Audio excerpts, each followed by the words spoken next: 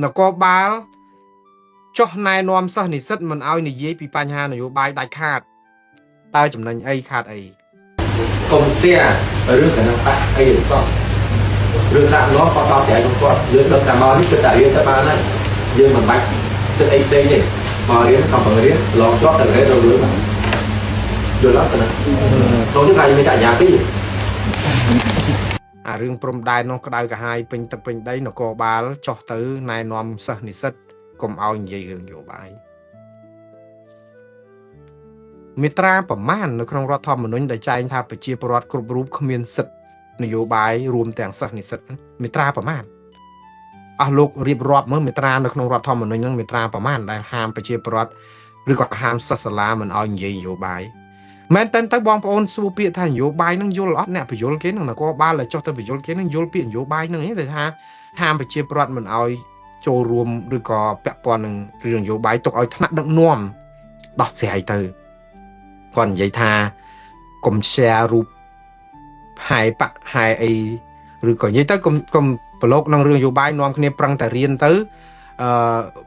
บ้านแต่เธอการเราก็เร่ห่อลุยตามเปิดบทสดับเตอก่อนนี่ยี่เบี่ยมขอได้ด้วยนะขนมในถ้าโดยบองโปนโดยกรมกรุซาดักเตือน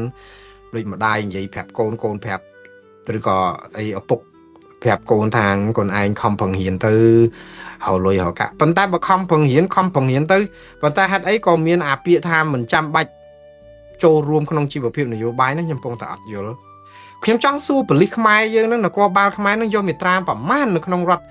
thầm mà nói na đại kia tha này vô bài cứ dương ai châu rùm bán nó nhầm phong tạ ngào bà bong ôn nát đắng chui phẹp nhầm phong phủ ấy nhóm an miệt tra rọt thầm mà nói như là bao dương bà bong ôn chui mưa từng ở cái này cảnh lúc nhóm qua trở lót nátเมตรารัฐธรรมนูญระบอบยืงคือจุ่มปุกใบบางคนถือมือกี่เป็นจุ่มปุกมวยจุ่มปุกปีจุ่มปุกไปจุ่มปุกใบในยี่อัมปีกะอะไรอย่างcáchสมตัวในยี่อัมปีสิทธินโยบายจุ่มปุกใบนั่งเมียนเมตราสามมวยเราหดดอล50ดับปุ่มบ้วนเมตราหมายติดนะใจอัมปีสิบประเจียประวัติหนึ่งสิทธินโยบายอะ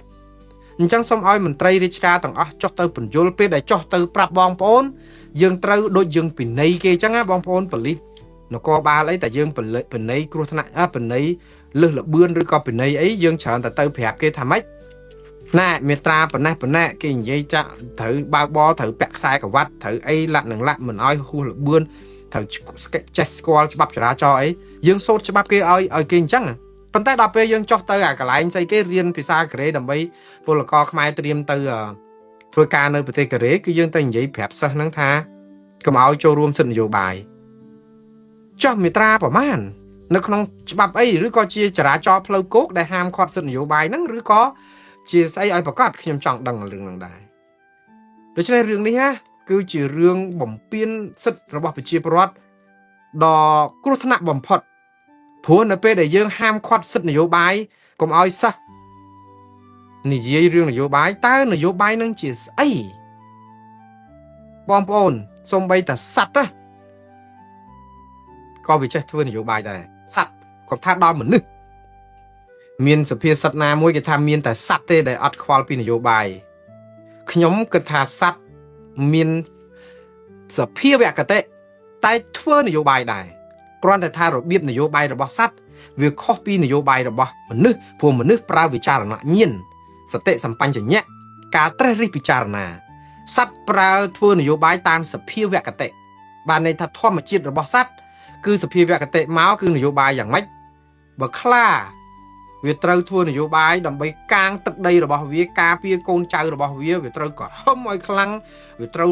โรยดำไปอ้อยบะบอบคลอคลายเวทเรากาเองจังเตอร์นั้นดำไปไอ้บางหาอย่างเพียบอ๋อเจ้าอมนุษย์โครงการแต่ดาววิตีโยสัตว์ได้จีจุ่มในระบเวียเหมือนเอาสัตว์แต่ติดไอหมอกใบคล้วนก่อนแต่เคยคล้าคืออมนาจระบคล้าคือจัง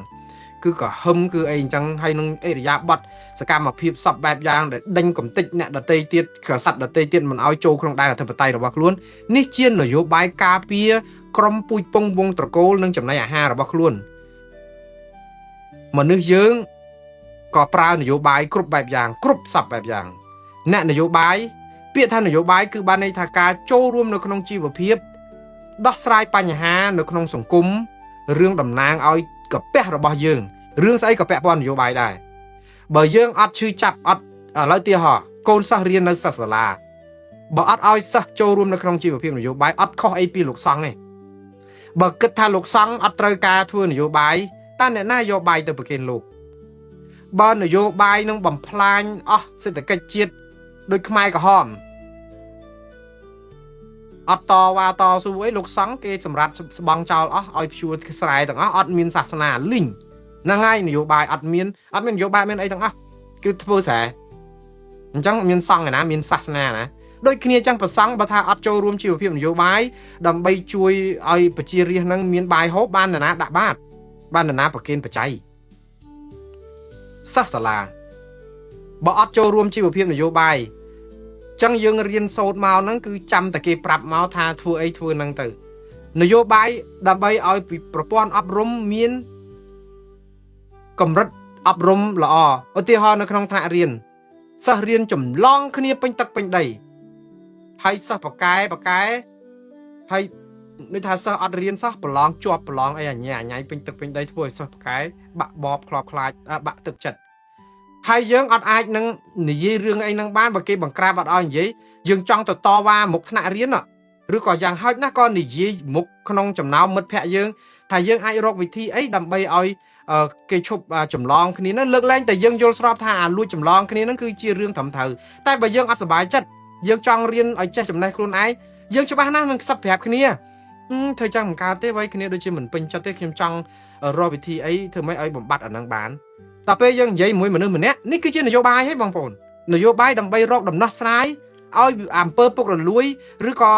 ការលួចចម្លងគ្នានៅក្នុងថ្នាក់រៀនហ្នឹងលែងមានដើម្បីឲ្យយើងខ្លួនឯងបានប្រយោជន៍ឈប់អញ្ចឹងទៅឲ្យយើងខំរៀនកុំឲ្យអ្នកខំរៀនទៅជាខំចង់ងាប់អាគ្នានៅនោះលួចតែចម្លងជាប់ដែរហើយអត់បានគុណភាពអីហើយដល់ពេលយើងនិយាយប្រាប់គ្នាយើងជួនកាលអាចនិយាយថាគេអញ្ចឹងដែរយើងមិនដឹងមិនដែរយើងទៅតតាំងគេអីគេចូលធ្វើអញ្ចឹងគ្រប់គ្នាបើយើងស្របតាមហ្នឹងគឺបានន័យថាយើងអត់ចូលរួមជីវភាពនយោបាយដើម្បីកែបញ្ហាហ្នឹងឯងយើងអាចជ័យធ្លាក់ទឹកហើយអាសាច់ជូនខ្លាដើម្បីនៅស្រុកបានចុងក្រោយរីងរៃខ្លួនឯងស្លាប់ខ្លួនហើយបញ្ហាកាត់ទុករីងរៃនេះមួយជីវិតចុះបើយើងស្រាប់ថាអត់ទេខ្ញុំត្រូវតែមកឈរមុខថ្នាក់ឬក៏មុខទីស្នាក់ការលោកនាយកតវ៉ាថាសុំឲ្យលុបបំបត្តិអាការលួចច្រឡំគ្នានឹងចេញទៅព្រោះអីវាប៉ះពាល់ដល់គុណភាពអប់រំឧទាហរណ៍នេះគឺជានយោបាយហើយអញ្ចឹងនាយកសាលាឃើញគាត់អាចដោះស្រាយក៏ប៉ុន្តែដោយសារតែនាយកសាលាជួនកាលឃើញអាផ្ទាំងបដារបស់យើងលើកឬក៏ការតវ៉ាគាត់អាចនឹងគិតថាទេ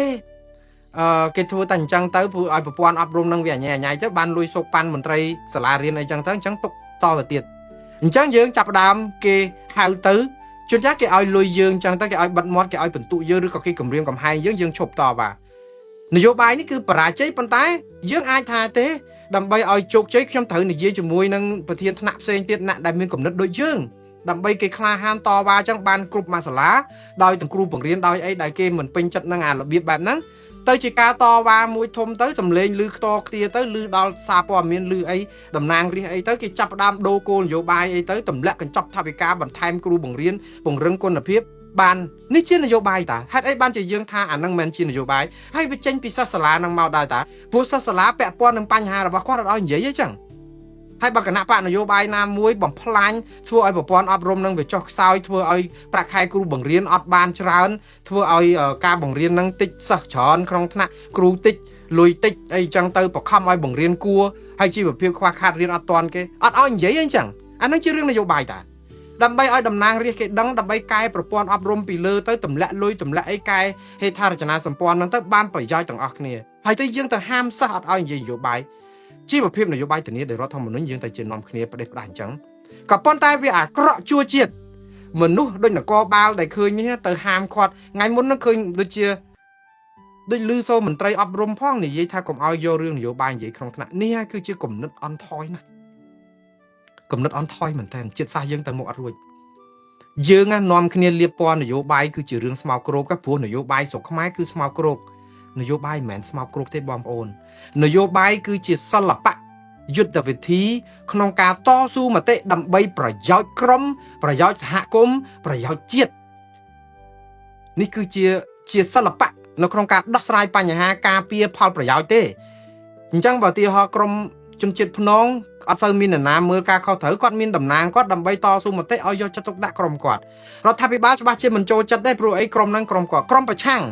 ដោយសារតែការធ្វើទុកបុកម្នេញពីក្រុមកាន់អំណាចដែលមិនស្ដាប់សម្លេងគាត់អញ្ចឹងគាត់បន្លងកែងមនុស្សឲ្យបានច្រើនមកដើម្បីឲ្យសម្លេងគាត់ខ្លាំងឲ្យផលប្រយោជន៍គាត់យកចិត្តទុកដាក់ជាលំដាប់ប្រទេសក៏មានសិល្បៈនៅក្នុងការយើងទៅរាប់អានប្រទេសដទៃទៀតឲ្យច្រើនធ្វើនយោបាយការទូតអីចឹងដើម្បីឲ្យគេនៅខាងមិត្តយើងឲ្យច្រើនមានអីឆ្លោះគ្នាជាមួយប្រទេសណាយើងមានគេជួយអបយើងមិនដូចយើងឆ្លោះគ្នាមួយថៃគេប្រលេះដៃចេញអាហ្នឹងជាងនយោបាយការបរទេសរបស់យើងគឺយើងបរាជ័យឃើញនៅនយោបាយគ្រប់ផ្នែកទាំងអស់មិនមែនបច្ចេកទេសគ្រប់យ៉ាងទេអញ្ចឹងហើយបានជាគេឲ្យប្រជាពលរដ្ឋចូលរួមក្នុងជីវភាពនយោបាយដើម្បីជួយកសាងប្រទេសម្នាក់បន្តិចមិនមែនបានន័យថានយោបាយគឺគ្រប់គ្រងបពប្រឆាំងត្រូវតែចាប់ដាក់គុកទេយើងនិយាយនយោបាយគឺយើងនិយាយយើងគុកច្បាស់ងើបមួយវាយមួយនេះហាគឺជាការបង្រៀនកូនឲ្យខូចបាក់ស្បាតស្មារតីពេលដែលម៉ែឪស្លាប់ទៅគឺកូនហ្នឹងនឹងធ្វើឲ្យគ្រួសារហ្នឹងលលាយបងអស់ហ្មងយើងត្រូវលើកទឹកចិត្តហើយទឹកចិត្តហ្នឹងគឺលើកទៅដូចថាឲ្យគាត់ដោះស្រាយឲ្យមានច្បាប់ចែងហើយចោះឆ្ងល់តែបើអស់លោកអត់ឲ្យសោះចូលរួមនយោបាយហ្នឹងណាហេតុអីបានជាគណៈបកប្រជាជនកម្ពុជាពេលដែលហែបកទៅកែនក្មេងតាំងពីថ្នាក់បឋមសិក្សាវិទ្យាល័យឬក៏អីចុះហេតុអីក៏ទៅប្រច្រាស់ចកៃអញ្ចឹងណោះឲ្យវាធ្វើទៅនយោបាយនិយាយទៅជជែកទៅរឿងដែលល្អបំផុតគឺយើងត្រូវរកដំណោះស្រាយទៅតាមសំណុំពរប្រជាពលរដ្ឋនិងសិស្សនិស្សិតហ្នឹងឲ្យគ្នាមានសិទ្ធិនិយាយបានយើងអាចដឹងសំណុំពរពិតបើឥឡូវសំណុំពរអីក៏អត់បានដែរព្រោះមនុស្សអត់ហ៊ាននិយាយអញ្ចឹងដំណោះស្រាយអត់ចំទេអត់ដែលចំល្មមទេហើយខ្ញុំលើកទឹកចិត្តឲ្យប៉ូលីសនគរបាលបើយកមេត្រាណានៃក្រមព្រហ្មទណ្ឌឬក៏ណែរដ្ឋធម្មនុញ្ញទៅបញ្យលគេរឿងអត់ឲ្យនិយាយនយោបាយទៅដកស្រង់ឲ្យស្រួលផងកុំចេះតែប៉ាតណាប៉ាតណីនាំឲ្យគេស្ដីឲ្យហើយថាគេទឹះអស់លោកធ្វើឲ្យគេទឹះហើយម្ដងទៀតអត់មានច្បាប់ណាហាមឃាត់សិទ្ធិនយោបាយទេប្រជាពលរដ្ឋទាំងពីរភេទមានសិទ្ធិចូលរួមជីវភាពនយោបាយចូលរួមឲ្យគេបោះឆ្នោតចូលរួមគ្រប់គ្រងគណៈបកនយោបាយទៅតាមការចូលចិត្តរបស់ខ្លួនអត់មានគិតភេទអត់មានគិតវ័យអីទេលើកឡើងតែចូលរួមបោះឈរឈ្មោះឲ្យគេបោះឆ្នោតគេកំណត់អាយុប្រមាណឬក៏អាចបោះឆ្នោតបានកំណត់អាយុប្រមាណប៉ុន្តែជីវភាពនយោបាយនិយាយបញ្ចេញមតិអីហ្នឹងគឺអត់មាននរណាហាមគាត់ទេអត់អាចទៅហាមគេឲ្យប្រឹងតែរៀនទៅដើម្បីទុកការទៅឲ្យរៀនជាប់ទៅធ្វើការរលុយនៅកូរ៉េបើសិនធ្វើនយោបាយខ្លាចមិនគេចាប់ដាក់គុកទៅអត់បានទៅធ្វើការអស់លោកតាអ្នកចាប់គេដាក់គុកអារឿងករណីរំលោភហ្នឹងក៏ចឹងដែរកុំបន្ទោសគេស្លៀកខ្លីបន្ទោសចារឹកពួកអ្នកដែលទៅរំលោភគេនោះបើយកទៅព្យួរកឲ្យអស់បានអស់ទៅគ្នាស្លៀកអីក៏គ្មាននរណាមករំលោភគេកើតដែរឥឡូវមករករឿងគ្នាជនរងគ្រោះដែលថា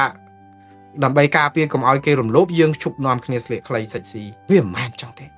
គឺយើងត្រូវតែទប់អាពួករំលោភគេហ្នឹងអញចងកអស់មើលមេត្រាប្រមាណនៅក្នុងរដ្ឋធម្មនុញ្ញដែលចែងថាប្រជាពលរដ្ឋគ្រប់រូបគ្មានសិទ្ធិនយោបាយរួមទាំងសិស្សនិស្សិតមេត្រាប្រមាណអស់លោករៀបរាប់មើលមេត្រានៅក្នុងរដ្ឋធម្មនុញ្ញហ្នឹងមេត្រាប្រមាណដែលហាមប្រជាពលរដ្ឋឬក៏ហាមសិស្សសាលាមិនឲ្យនិយាយនយោបាយមែនតើបងប្អូនសួរពាក្យថានយោបាយហ្នឹងយល់អត់អ្នកបញ្យលគេនឹងនគរបាលឲ្យចុះទៅបញ្យលគេនឹងយល់ពាក្យនយោបាយហ្នឹងទេថាហាមប្រជាពលរដ្ឋមិនឲ្យចូលរួមឬក៏ពាក់ព័ន្ធនឹងរឿងនយោបាយទុកឲ្យថ្នាក់ដឹកនាំដោះស្រាយទៅគាត់និយាយថាកុំ share រូបហើយបាក់ហើយអីឬក៏និយាយទៅកុំប្រឡូកនឹងរឿងនយោបាយនាំគ្នាប្រឹងតែរៀនទៅបានទៅធ្វើការនៅកូរ៉េអលុយតាមពិតបើស្ដាប់ទៅគាត់និយាយវាមិនខុសដែរទេនៅក្នុងន័យថាដូចបងប្អូនដូចក្រុមគ្រួសារដាស់តឿនដូចម្ដាយនិយាយប្រាប់កូនប្រាប់ឬក៏អីឪពុកប្រាប់កូនថាកូនឯងខំបង្រៀនទៅឲ្យលុយឲ្យកាក់ប៉ុន្តែបើខំបង្រៀនទៅប៉ុន្តែហេតុអីក៏មានអាពាក្យថាមិនចាំបាច់ចូលរួមក្នុងជីវភាពនយោបាយនេះខ្ញុំពងតែអត់យល់ខ្ញុំចង់សួរប៉ូលីសខ្មែរយើងនឹងនគរបាលខ្មែរនឹងយកមេត្រាប្រមាណនៅក្នុងរដ្ឋធម្មនុញ្ញណាដែលគេថានយោបាយគឺយើងអាចចូលរួមបានខ្ញុំពងតែឆ្ងល់បើបងប្អូនណាដឹងជួយប្រាប់ខ្ញុំផងព្រោះអីខ្ញុំអានមេត្រារដ្ឋធម្មនុញ្ញរបស់យើងបើបងប្អូនជួយមើលទាំងអស់គ្នាកែលោកខ្ញុំខ្វះចន្លោះណាមេត្រារដ្ឋធម្មនុញ្ញរបស់យើងគឺជំពូក3បងប្អូនត្រូវមើលគេមានជំពូក1ជំពូក2ជំពូក3ជំពូក3និយាយអំពីករណីកិច្ចសំទោសនិយាយអំពីសិទ្ធិនយោបាយជំពូក3ហ្នឹងមានមេត្រា31រហូតដល់50 19មេត្រាមិនតិចទេណាចែកអំពីសិទ្ធិប្រជាពលរដ្ឋនិងសិទ្ធិនយោបាយអញ្ចឹងសូមឲ្យមន្ត្រីរាជការទាំងអស់ចុះទៅបញ្យលពេលដែលចុះទៅប្រាប់បងប្អូនយើងត្រូវដូចយើងពិន័យគេអញ្ចឹងណាបងប្អូនប៉ូលីសនគរបាលអីតែយើងពិន័យគ្រោះថ្នាក់ពិន័យលឹះលបឿនឬក៏ពិន័យអីយើងច្រើនតែទៅប្រាប់គេថាម៉េចណែមេត្រាប៉ុណ្ណេះគេនិយាយចាក់ត្រូវបើកបរត្រូវពាក់ខ្សែក្រវ៉ាត់ត្រូវអីលាក់នឹងលាក់មិនឲ្យហួសលបឿនត្រូវចេះស្គាល់ច្បាប់ចរាចរណ៍អីយើងសូត្រច្បាប់គេឲ្យគេអញ្ចឹង ប៉ុន្តែដល់ពេលយើងចុះទៅអាកន្លែងស្អីគេរៀនភាសាកូរ៉េដើម្បីពលករខ្មែរត្រៀមទៅធ្វើការនៅប្រទេសកូរ៉េគឺយើងទៅនិយាយប្រាប់សិស្សហ្នឹងថាកុំឲ្យចូលរួមសិទ្ធិនយោបាយចុះមាត្រាប្រមាណនៅក្នុងច្បាប់អីឬក៏ជាចរាចរណ៍ផ្លូវគោកដែលហាមឃាត់សិទ្ធិនយោបាយហ្នឹងឬក៏ជាស្អីឲ្យប្រកាសខ្ញុំចង់ដឹងរឿងហ្នឹងដែរដូច្នេះរឿងនេះណាគឺជារឿងបំពេញសិទ្ធិរបស់ប្រជាពលរដ្ឋដ៏គ្រោះថ្នាក់បំផុតព្រោះនៅពេលដែលយើងហាមឃាត់សិទ្ធិនយោបាយកុំឲ្យសិស្សនិយាយរឿងនយោបាយតើនយោបាយនឹងជាស្អីបងប្អូនសូម្បីតែសត្វទេក៏វាចេះធ្វើនយោបាយដែរសត្វកុំថាដល់មនុស្សមានសភាសិទ្ធណាមួយគេថាមានតែសត្វទេដែលអត់ខ្វល់ពីនយោបាយខ្ញុំគិតថាសត្វមានសភាវគតិតែធ្វើនយោបាយដែរគ្រាន់តែថារបៀបនយោបាយរបស់សត្វវាខុសពីនយោបាយរបស់មនុស្សព្រោះមនុស្សប្រើវិចារណញ្ញាណសតិសម្បញ្ញៈការត្រិះរិះពិចារណាសត្វប្រើធ្វើនយោបាយតាមសភាវគតិបានន័យថាធម្មជាតិរបស់សត្វគឺសភាវគតិមកគឺនយោបាយយ៉ាងម៉េចបើខ្លាវាត្រូវធ្វើនយោបាយដើម្បីកាងទឹកដីរបស់វាការពារកូនចៅរបស់វាត្រូវក៏ហឹមឲ្យខ្លាំងវាត្រូវរោដើម្បីឲ្យបាក់បបខ្លោបខ្លាចវាត្រូវការអីអញ្ចឹងទៅអាហ្នឹងដើម្បីអីបង្ហាញអំពីភាពអស្ចារ្យអំនួតក្នុងការដណ្ដើមវាទីយកសត្វដែលជាចំណីរបស់វាមិនឲ្យសត្វដទៃទៀតអាចមកក្បែរខ្លួនគ្រាន់តែឃើញខ្លាគឺអំណាចរបស់ខ្លាគឺអញ្ចឹងគឺក៏ហឹមគឺអីអញ្ចឹងហើយនឹងអិរិយាបថសកម្មភាពសពបែបយ៉ាងដែលដេញកំតិចអ្នកដទៃទៀតក៏សត្វដទៃទៀតមិនឲ្យចូលក្នុងដែនអធិបតេយ្យរបស់ខ្លួននេះជានយោបាយការពារក្រុមពូជពងវងត្រកូលនិងចំណីអាហាររបស់ខ្លួនមនុស្សយើងក៏ប្រើនយោបាយគ្រប់បែបយ៉ាងគ្រប់សពបែបយ៉ា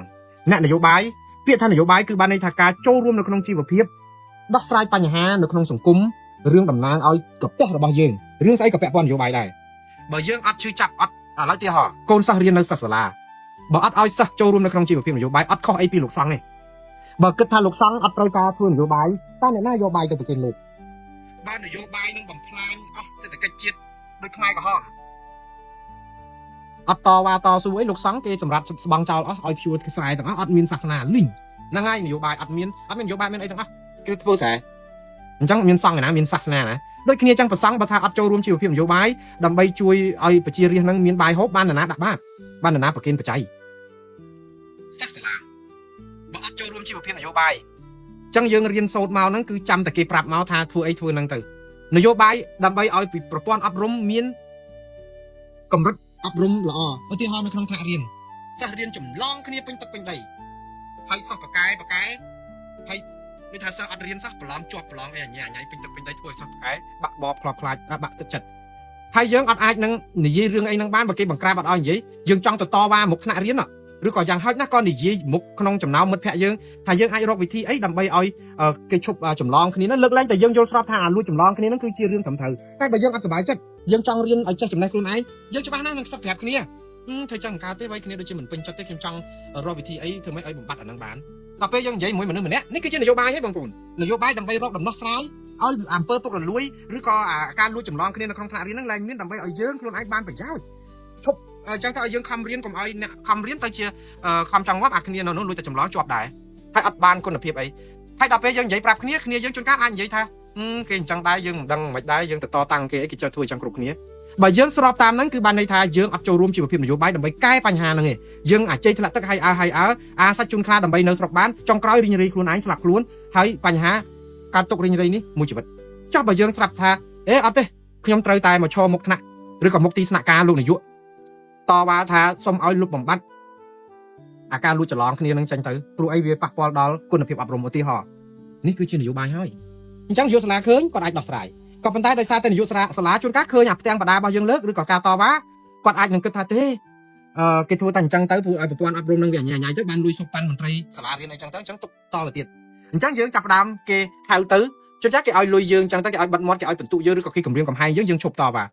នយោបាយនេះគឺបរាជ័យប៉ុន្តែយើងអាចថាទេដើម្បីឲ្យជោគជ័យខ្ញុំត្រូវនិយាយជាមួយនឹងប្រធានថ្នាក់ផ្សេងទៀតណាដែលមានគំនិតដូចយើងដើម្បីគេក្លាហានតវ៉ាចឹងបានគ្រប់មួយសាលាដោយទាំងគ្រូបង្រៀនដោយអីដែលគេមិនពេញចិត្តនឹងអារបៀបបែបហ្នឹងទៅជាការតវ៉ាមួយធំទៅសម្លេងឮខ្ទរខ្ទាទៅឮដល់សារព័ត៌មានឮអីតំណាងរាស្ត្រអីទៅគេចាប់ផ្ដើមដូរគោលនយោបាយអីទៅទម្លាក់កញ្ចប់ថវិកាបន្ថែមគ្រូបង្រៀនពង្រឹងគុណភាពបាននេះជានយោបាយតាហេតុអីបានជាយើងថាអាហ្នឹងមិនជានយោបាយហើយវាចេញពីសិស្សសាលាហ្នឹងមកដែរតាព្រោះសិស្សសាលាពាក់ព័ន្ធនឹងបញ្ហារបស់គាត់អត់ឲ្យនិយាយទេចឹងហើយបើគណៈបកនយោបាយណាមួយបំផ្លាញធ្វើឲ្យប្រព័ន្ធអប់រំនឹងវាចុះខ្សោយធ្វើឲ្យប្រាក់ខែគ្រូបង្រៀនអត់បានច្រើនធ្វើឲ្យការបង្រៀននឹងតិចសិស្សច្រើនក្នុងថ្នាក់គ្រូតិចលុយតិចអីចឹងទៅបង្ខំឲ្យបង្រៀនគួរហើយជីវភាពខ្វះខាតរៀនអត់ទាន់គេអត់ឲ្យនិយាយអញ្ចឹងអានឹងជារឿងនយោបាយតា ដើម្បីឲ្យតំណាងរាស្ត្រគេដឹងដើម្បីកែប្រព័ន្ធអប់រំពីលើទៅទម្លាក់លុយទម្លាក់អីកែហេដ្ឋារចនាសម្ព័ន្ធហ្នឹងទៅបានប្រយោជន៍ទាំងអស់គ្នាហើយទៅយើងទៅហាមសិស្សអត់ឲ្យនិយាយនយោបាយជីវភាពនយោបាយធានាដោយរដ្ឋធម្មនុញ្ញយើងទៅជំនុំគ្នាប្រទេសដែរអញ្ចឹងក៏ប៉ុន្តែវាអាក្រក់ជួជាតិមនុស្សដូចនគរបាលដែលឃើញនេះទៅហាមគាត់ថ្ងៃមុនហ្នឹងឃើញដូចជា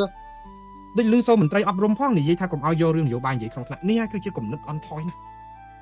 គំនិតអន់ថយមែនតើជាតិសាសន៍យើងទៅមុខអត់រួចយើងនាំគ្នាលៀបពណ៌នយោបាយគឺជារឿងស្មោកគ្រោកព្រោះនយោបាយស្រុកខ្មែរគឺស្មោកគ្រោកនយោបាយមិនមែនស្មោកគ្រោកទេបងប្អូននយោបាយគឺជាសិល្បៈ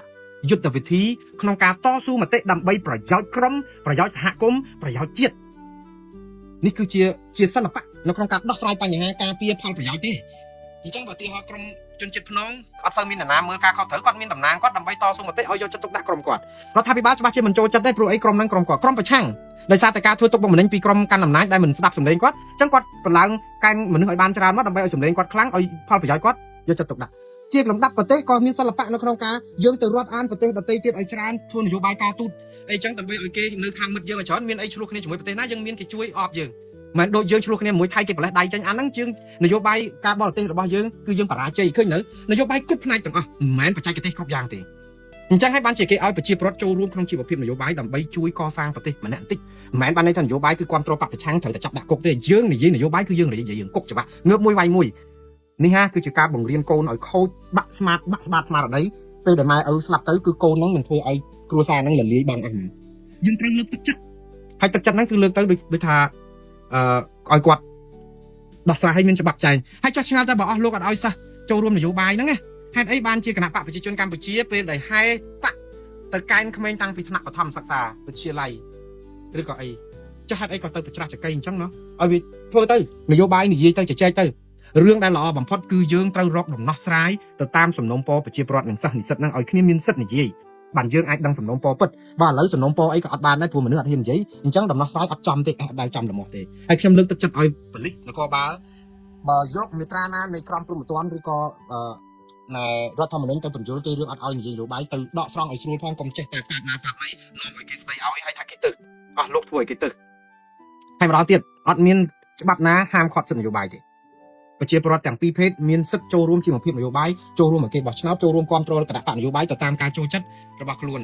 អត់មានគិតភេទអត់មានគិតវ័យអីទេលើកឡើងតែចូលរួមបោះឈ្មោះឲ្យគេបោះឆ្នោតគេកំណត់អាយុប្រមាណឬក៏អាចបោះឆ្នោតបានកំណត់អាយុប្រមាណប៉ុន្តែជីវភាពនយោបាយនិយាយបញ្ចេញមតិអីហ្នឹងគឺអត់មាននរណាហាមគាត់ទេអត់អាចទៅហាមគេឲ្យប្រឹងតែរៀនទៅដើម្បីទុកការឲ្យរៀនជាប់ទៅធ្វើការរលុយនៅកូរ៉េបើសិនធ្វើនយោបាយខ្លាចមិនគេចាប់ដាក់គុកទៅអត់បានទៅធ្វើការអស់លោកតាអ្នកចាប់គេដាក់គុកអារឿងករណីរំលោភហ្នឹងអញ្ចឹងដែរកុំបន្ទោសគេស្លៀកខ្លីបន្ទោសចារឹកពួកអ្នកដែលទៅរំលោភគេហ្នឹងបើយកទៅព្យួរកឲ្យអស់បានអស់ទៅគ្នាស្លៀកអីក៏គ្មាននរណាមករំលោភគេកើតដែរឡើយមករករឿងគ្នាជនរងគ្រោះតែថាដើម្បីការពារកុំឲ្យគេរំលោភយើងជប់នាំគ្នាស្លៀកខ្លីសាច់ស៊ីវាមិនមែនចឹងទេគឺយើងត្រូវតែទប់អាពួករំលោភគេហ្នឹងអញចងកអស់មើល